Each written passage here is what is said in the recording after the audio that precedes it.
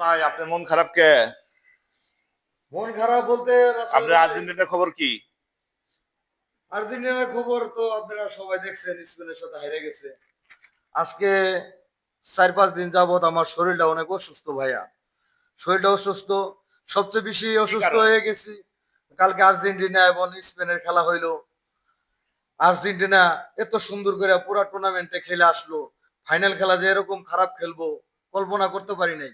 তার ঠিক জন্য কি আছে, মন খারাপ? এর জন্যই মনটা খারাপ।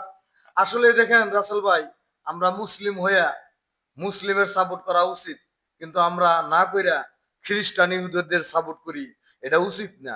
এর জন্যই আমরা এত আনন্দ করছি। আর্জেন্টিনা, ব্রাজিল এদের নিয়ে এত আনন্দ করাটা উচিত না। আমরা মুসলিম হইয়া মুসলমান কান্ট্রিদের সাপোর্ট করা উচিত, তাহলে আমাদের সবার মনে আনন্দ থাকবো, ফুর্তি থাকবো। ঠিক আছে, ভাইয়া কি এতদিনে আপনি এই বুঝটা কোথায় থেকে আইলো? আপনি এই বুঝটা এটা বুঝলেন? আমি বুঝলাম কালকেই। বড় প্রজেক্টর লাগাইছে, প্রজেক্টরের ভিতরে মানুষ খেলা দেখতেছে, অনেক আনন্দ ফুর্তি করতেছে পাগলের মতো। তো এই চিন্তা করলাম, যাক আর্জেন্টিনা মনে হয় জিতবো, ছোটবেলা থেকে আর্জেন্টিনা সাপোর্ট করি। কিন্তু আর্জেন্টিনা যেরকম গোল দিয়া যাব মানুষরে আনন্দের ভিতরে, আর্জেন্টিনা এটা খেলা খেলছে, বাংলাদেশের সাথে খেললেও তারা হারতো ভাই। আর্জেন্টিনা কালকে যে খেলা খেলছে ভাই, বাংলাদেশের সাথে খেললেও তারা হারতো ভাই।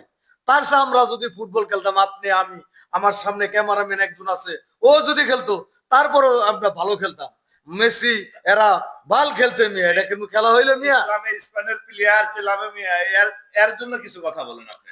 ইসলাম মুসলমান প্লেয়ার, আর কি বলবো, সে মুসলিম, মুসলিম হইয়া তো মুসলিমের কথা বলতে হবো। সে ভালো খেলে তার সাপোর্ট করা উচিত। আমরা সবাই বাঙালি জাতি যারা আছি, সবাই আমরা মুসলিম কান্ট্রিদের সাপোর্ট করব, আর খ্রিস্টান ইহুদিদের সাপোর্ট করব না ভাই। ধন্যবাদ ভাই, ধন্যবাদ।